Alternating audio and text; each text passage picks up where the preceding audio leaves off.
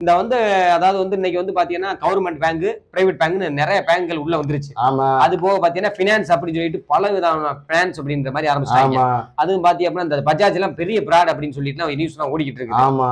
ஆமா. இப்ப அவன் எல்லாம் பாத்தீங்க அப்படின்னா அந்த 1 லட்சம் ரூபாய் 50,000 கொடுத்துட்டு 10 லட்சம் ரூபாய் வசூல் பண்ணிக்கிட்டு கட்ட பஞ்சாயத்து பேசிக்கிட்டு உன் பொண்டாட்டி வர சொல்றியா, உன் மகளை வர சொல்றியா, உன் மாமியா வரதான் புரியா அப்படி எல்லாம் ஒண்ணு பேசிக்கிட்டு இருக்குது. இது ஒரு பெரிய இஷ்யூவா போயிட்டு இருக்கு இன்னைக்கு.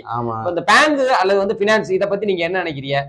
நாளையும் இந்த பைனான்ஸ் இது எல்லாம் பத்தி நீங்க இதோடைய அதாவது இந்த நடக்கிற சட்டத்திட்டங்கள், அதாவது இன்னைக்கு நடக்கிற அந்த சட்டத்திட்டங்களுக்கு ஏற்ப இந்த பினான்ஸோ பேங்கோ சப்போர்ட்டா இருக்கா, இல்ல இந்த பினான்ஸ் பேங்க்னால மக்கள் வந்து அவதிப்படுறாங்களா? அதை பத்தி என்ன நினைக்கிறீங்க நீங்க? எப்படி பைனான்ஸ்னாலையும் பேங்க்னாலையும் மக்கள் அவதிப்பட்டு தான் இருக்காங்க.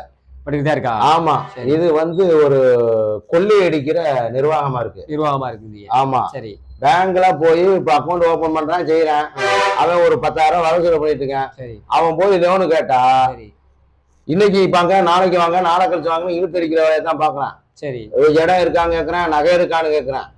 இதெல்லாம் கொடுத்தாதான் லோன் கொடுக்குறேன். சரி. இதுக்கு இடையில இந்த பைனான்ஸ்காரங்க என்ன பண்றாங்கன்னா நகை வேணாம் இடம் வேணாம், சரி இந்த 10,000 தூக்கி எறிஞ்சிட்டு போயிடறான். சரி. இவங்க வறுமையில இருக்கிற மக்கள் அதை வாங்குறாங்க.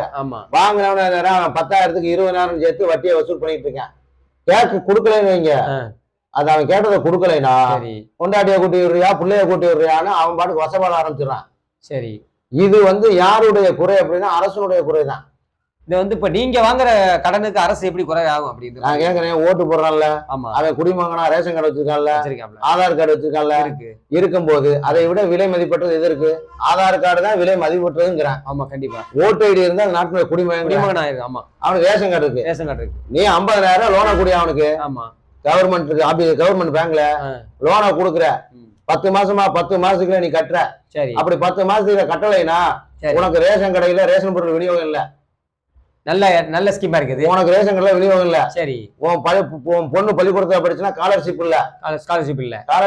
நல்ல திட்டமா இருக்கு. சரி. சொசைட்டில நீ உரம் வாங்க முடியாது. சரி. சொசைட்டில கடன் வாங்க முடியாது. சரி.